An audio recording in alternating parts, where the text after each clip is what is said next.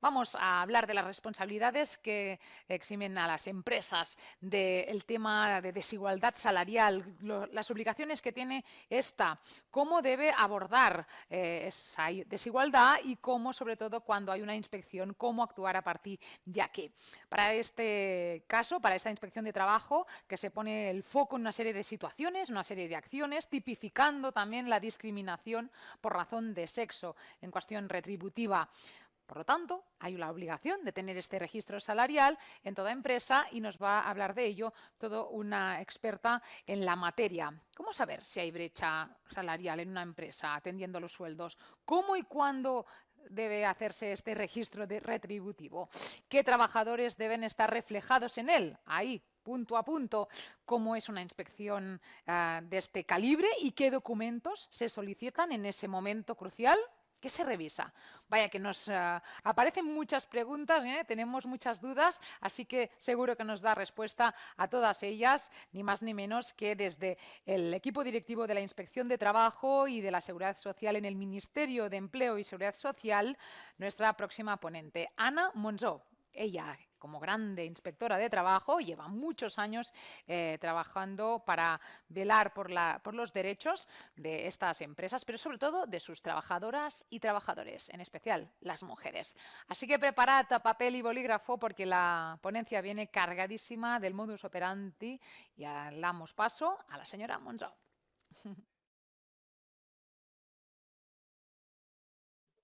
En esta ponencia trataremos la responsabilidad administrativa que puede derivar del registro retributivo. Me gustaría empezar la exposición indicando que no toda diferencia salarial entre hombres y mujeres es discriminatoria, pero en caso de existir una brecha salarial, esta tiene que tener una justificación objetiva y razonable. Nos encontraremos ante una discriminación salarial cuando el género es un criterio para determinar el salario, existiendo una discriminación directa o indirecta. Actualmente no suelen darse las discriminaciones directas en el mercado laboral. Lo que es más habitual son las discriminaciones indirectas, entendiendo por tal la situación en que una práctica aparentemente neutra pone a personas de un sexo en desventaja con respecto a personas del otro. Este caso típico es cuando para un mismo puesto de trabajo existe una mejora voluntaria para hombres que no existe para mujeres. Hay dos grandes causas de discriminación salarial de género, que es lo que nosotros intentamos identificar, como es la segregación laboral, por un lado, que se trata de aquellos supuestos en los que hay una concentración de hombres o mujeres en ciertos tipos de empleo que, debido a estereotipos sociolaborales, unos se consideran femeninos y otros masculinos, excluyendo a uno de los géneros la posibilidad de desarrollarse profesionalmente en ciertas actividades. Pensemos, por ejemplo, en una empresa siderometalúrgica o constructora, donde la mayoría de los operarios serán hombres, o en una empresa de comedor de colegio, donde la mayoría de las trabajadoras serán mujeres. Y el otro aspecto que se pretende identificar es la infravaloración de puestos de trabajo ocupados por mujeres.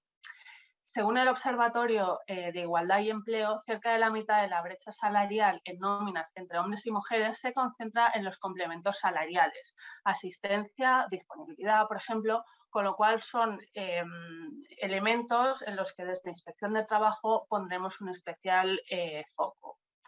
Los sistemas de complementos salariales están más definidos y elaborados en el caso de las actividades masculinizadas, como puede ser el caso del plus de toxicidad o plus de penosidad. Y por otra parte, en otros casos se trata de complementos otorgados con criterios discrecionales y que suelen beneficiar a los hombres. Habiendo tratado ya los conceptos generales, pasemos a analizar las peculiaridades del registro retributivo. ¿Qué se pretende con el registro salarial? Lo que se pretende es identificar la existencia o no de brecha salarial de género discriminatoria. Por brecha salarial de género entendemos la diferencia relativa de remuneración media por hora entre hombres y mujeres en el conjunto de la empresa. Y para obtenerlo se recomienda utilizar como referencia del análisis el salario bruto anual medio que permitirá obtener el salario hora. Este es un tema que suele generar bastante conflicto. Por lo tanto, lo que se recomienda es la anualización o armonización de los diferentes conceptos salariales para poder equipararlos y que puedan aflorar brechas encubiertas por los datos no anualizados. De modo que lo que tenemos que tener en cuenta para la existencia de brecha suele preferirse las medianas más que los promedios.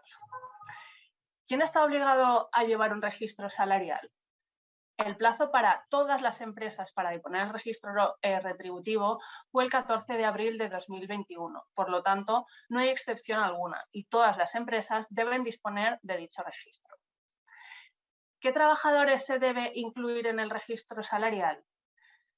Debe quedar incluidas todas las personas trabajadoras por cuenta ajena de la empresa, cualquiera que sea la modalidad de contrato, incluyendo contratos en prácticas, formativos, alta dirección, altos cargos y siempre que este contrato esté o haya estado en vigor en cualquier momento del periodo de referencia y hayan percibido alguna retribución en dicho periodo. Por el contrario, no se tendrán en cuenta los contratos de puesta a disposición para el cómputo de los trabajadores en el registro salarial. ¿Qué periodo debe comprender el registro salarial? Según el artículo 5 del Real Decreto 902/2020, el plazo de referencia será el año natural, salvo que exista algún cambio sustancial. ¿Y qué debemos entender por cambio sustancial en estos supuestos? Pues, por ejemplo, aquellas alteraciones en materia de retribución, como puede ser la revisión salarial convencional, la activación de la cláusula de garantía salarial, un nuevo convenio que varíe condiciones salariales, la inaplicación o descuelgue del convenio, las modificaciones sustanciales de condiciones de trabajo de carácter colectivas. Puede ser también alteraciones sustanciales de la plantilla, derivado de una subrogación empresarial, de reestructuraciones o sucesiones de empresa. Y otras alteraciones sustanciales que afecten a la clasificación profesional, como puede ser modificaciones de convenio colectivo, modificaciones en materia de clasificación profesional, como en estos casos estamos viendo que pueden estar derivadas de la valoración de los puestos de trabajo que se lleva a cabo en las auditorías preventivas. En estos supuestos puede modificarse lo obtenido en un primer momento del registro salarial. Pasamos ahora a analizar la actuación inspectora en materia de registro salarial. ¿Qué documentación se puede requerir en la actuación inspectora? En primer lugar, quería explicarles que he recogido un total de unos 11 documentos que sería fundamentalmente lo que se les podría solicitar a la empresa en el requerimiento. En primer lugar, sería los poderes de representación o autorización para comparecer por parte de la empresa. En segundo lugar, el convenio colectivo aplicable con objeto de poder analizar las tablas salariales del convenio. En tercer lugar, cuál es el organigrama de la empresa, incluyendo el profesiograma, identificando las funciones correspondientes a cada puesto de trabajo. En cuarto lugar, este es un documento específico que la empresa debería realizar, que sería un listado de trabajadores aportado en hoja Excel, en donde conste el listado de plantilla en 2020 o en 2021, encuadrada por grupo de cotización, identificación de nombre DNI, sexo, código de contrato, el coeficiente a tiempo parcial en caso de que lo sea, la categoría profesional, puesto de trabajo, antigüedad y desglose de cada concepto salarial en cómputo anual durante el año o los años en cuestión. En quinto lugar, puede solicitarse también la identificación y explicación de todos los conceptos salariales abonados a los trabajadores, tanto los previstos en convenio como los previstos fuera de él. En ambos casos es importante que se indique qué es lo que abonan, cuáles son los criterios establecidos para el cálculo de su cuantía y los criterios establecidos para el acceso al abono del plus. De ahí la importancia de tener una política retributiva bien definida en la empresa para evitar problemas con la inspección a la hora de poder definir y describir qué corresponde cada concepto que se abona en la empresa.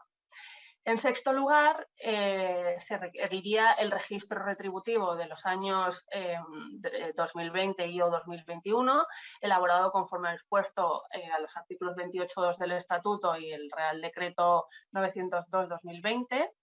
En séptimo lugar, podríamos pedir las nóminas de dichos años para un determinado grupo profesional a elección del inspector actuante, con objeto de cotejar que dichas nóminas el contenido de las nóminas vienen reflejadas correctamente en el registro retributivo.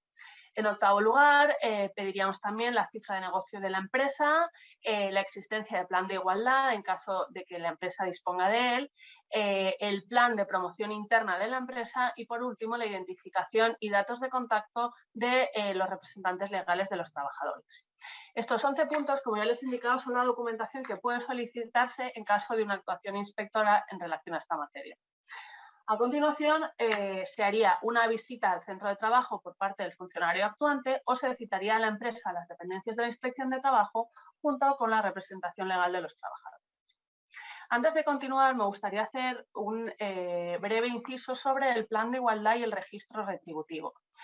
En materia de brecha salarial, conviene también relacionarlo con el plan de igualdad de la empresa, ya que este plan debe analizarse, en dicho plan debe analizarse también las posibles deficiencias detectadas en esta materia, medidas correctoras adoptadas y su nivel de consecución.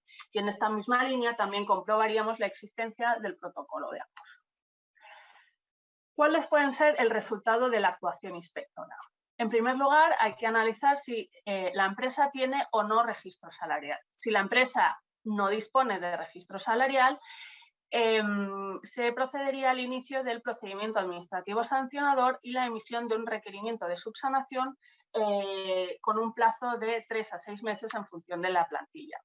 Esta infracción se califica como grave por el artículo 713 de la LISOS, que indica como infracción no cumplir las obligaciones en materia de planes y medidas de igualdad que establece la Ley Orgánica de Igualdad, el Estatuto de los Trabajadores y el convenio colectivo que sea de aplicación.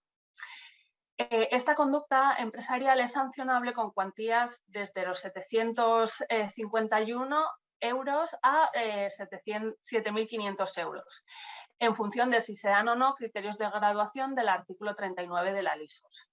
En esta materia, los criterios de graduación que suelen tenerse en cuenta sería la cifra de negocios, el número de trabajadores y el perjuicio causado.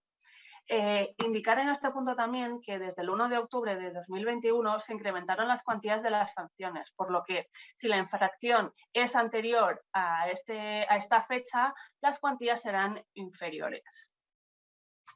Hemos visto las consecuencias de no tener el registro retributivo, pero si la empresa cuenta con este registro, puede que exista o no exista brecha salarial. Si no existe brecha, la actuación inspectora se cierra con un informe interno o con una contestación al denunciante. En caso de que exista una brecha salarial igual o superior al 25%, el empresario deberá justificar que esta diferencia responde a motivos no relacionados con el sexo de las personas trabajadoras. En este caso, solicitaremos la justificación de dicha brecha que debe figurar en el propio registro. Si esta justificación es razonable y objetiva, la actuación inspectora se cierra con un informe. Si por el contrario no existe dicha justificación o se considera que esta es insuficiente, se tiene que investigar la existencia o no de discriminación en razón de sexo. Si, pese a todo, realicemos la investigación y no se constata la existencia de la discriminación, nos encontraríamos, pese a todo, ante un incumplimiento de la normativa administrativa por la falta de justificación de la brecha. Está tipificada como infracción grave nuevamente en el 713 de la LISOS, como ya hemos visto con anterioridad. Si se constata que no hay justificación y además existe una discriminación por razón de género, nos encontraríamos ante un incumplimiento de carácter muy grave, que está tipificado en el artículo 812 de la LISOS. En estos casos, la infracción está comprendida entre los 7.501 euros a 225.018 euros, en función de los criterios de graduación que ya hemos mencionado con anterioridad. En este supuesto de infracción muy grave, caben también las sanciones accesorias del artículo 46 bis de la LISOS, es decir, irá acompañado por una sanción accesoria, la infracción muy grave del 812, que constituirá la pérdida de ayudas y bonificaciones de forma proporcional al número de trabajadores afectados y desde la fecha de la comisión de la infracción. Además de esta infracción muy grave por la existencia de la discriminación, se puede requerir el pago de diferencias retributivas no prescritas y sus correspondientes cotizaciones, así como el reconocimiento del salario mayor con efectos retroactivos y levantar acta de infracción por incumplimiento del artículo 713 de la LISOS. Es decir, se puede sancionar por la existencia de brecha salarial discriminatorio, la sanción accesoria y además una infracción por diferencias retributivas requiriéndose el pago de dichas cuantías. Si durante la investigación se constata que la diferencia retributiva es consecuencia únicamente por la aplicación estricta del convenio colectivo, desde la Inspección de Trabajo de oficio puede impugnarse dicho convenio. Hemos visto cuáles son las consecuencias de la actuación inspectora, pero ¿qué es lo que se investiga para determinar si existe discriminación? 5 son los elementos que vamos a analizar. En primer lugar, el acceso al empleo. Valoraremos los criterios y procedimientos utilizados que tienen que garantizar la igualdad de oportunidades. Revisaremos las últimas incorporaciones, mirando cómo han sido las ofertas de empleo y los procesos de selección. En segundo lugar, tendremos en cuenta los criterios de ascenso en la empresa para valorar si se ajustan a reglas comunes para trabajadores de ambos sexos. El sistema de promoción profesional tiene que ser transparente, claro, objetivo, neutro y conocido por las partes, evitando así que solo los candidatos predeterminados por la empresa logren el ascenso. Por lo tanto, la jurisprudencia, tanto española como europea, ha considerado sospechoso que el criterio, por ejemplo, de esfuerzo físico sea valorado como criterio único para atribuir un salario superior, ya que se trata de una cualidad predominantemente masculino. Por eso, para analizar las prácticas de las empresas, se tendrá que estudiar si prevalece algún factor fuertemente masculinizado, como puede ser la disponibilidad horaria o la fuerza. En tercer lugar, otro elemento que vamos a analizar son las categorías profesionales. En su determinación hay que examinar cuáles son los sistemas de valoración de puestos de trabajo y fijación del salario, así como la distribución de las categorías por sexo. El sistema de valoración de puestos de trabajo en la empresa tiene que seguir criterios comunes para ambos sexos. Esta exigencia comporta que los criterios tienen que ser neutros y basados en atributos predicables a ambos sexos. Esta obligación de acreditar que el sistema de valoración es objetivo, razonable y proporcionado a la realidad corresponde al empresario en virtud del principio de inversión de la carga de la prueba. Así, un posible indicio de discriminación consistiría en que unas categorías sean cubiertas mayoritariamente por hombres y otras por mujeres con diferentes condiciones retributivas y de trabajo inferiores a las correspondientes a las categorías feminizadas. Esto suele ser uno de los puntos más conflictivos, ya que se sigue lo establecido en él o en los convenios colectivos aplicables a la empresa, lo que puede alterar la situación real de la empresa para englobar a grupos dispares. Pensemos en una empresa a la que se le aplican diferentes convenios colectivos con diferentes grupos profesionales, pero los trabajadores ocupan puestos de trabajo equiparables, por ejemplo, una tienda de ropa a nivel nacional. Según este criterio, habría que compararlos de forma diferente cuando ocupan puestos de trabajo equiparables, por lo que se aconseja unificar nomenclaturas de categoría o utilizar criterios de equiparación en el ejercicio de la valoración de puestos de trabajo. En cuanto al sistema retributivo, respecto al salario, es importante poder definir qué conceptos son fijos y qué conceptos son variables. Es importante no agrupar conceptos para no distorsionar los datos reales. Hay que prestar una especial atención a la retribución por horas extraordinarias, teniendo en cuenta quién las hace, cuál es su importe. Otra duda que también se ha planteado con frecuencia es qué se debe entender por salario base, si debe incluir la antigüedad o algún otro concepto. Y la respuesta es simple: el salario base incluye únicamente el salario base.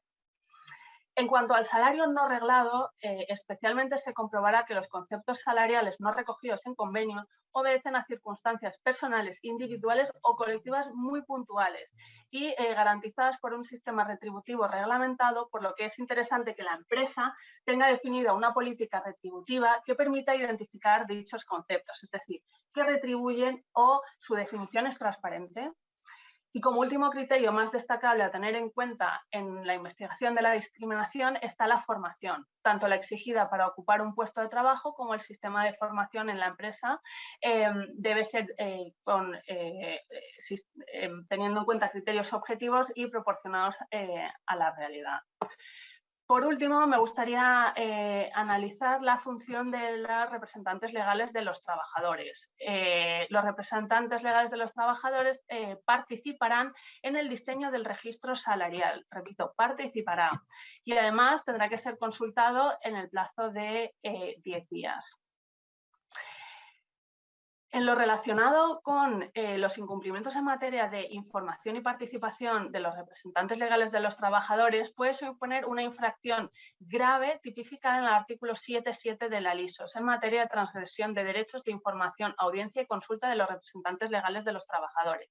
Y es sancionable en cuantías desde 751 a 7.500 euros.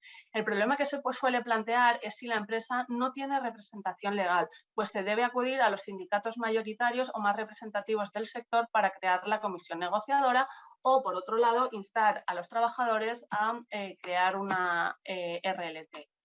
Si ninguno de los dos casos se da, es decir, si por ejemplo no hay respuesta por parte de los sindicatos mayoritarios, se plantea una problemática para la empresa porque el legislador no ha recogido la posibilidad de realizar una comisión ad hoc de forma expresa como se ha hecho en otros supuestos. Pero podría ser una posibilidad si se puede demostrar que no se dispone de una representación legal de los trabajadores y que ninguno de los sindicatos mayoritarios a los que se les ha contactado ha contestado a tal llamamiento. Podría, por lo tanto, considerarse una justificación razonable. Como conclusión, me gustaría recapitular las 5 infracciones administrativas que pueden haber en la materia. En primer lugar, sería no elaborar el registro retributivo, que sería una infracción grave del 7.13 de la LISOS, no incluir la justificación de la diferencia salarial en el registro retributivo cuando ésta exista, sería una infracción nuevamente grave del 7.13, el incumplimiento en materia de acceso a información y consulta a los representantes de los trabajadores, que sería una infracción grave del 7.7 de la LISOS, y la infracción muy grave del 8.12 en materia de discriminación salarial. Doy por finalizada mi ponencia y les agradezco mucho su atención.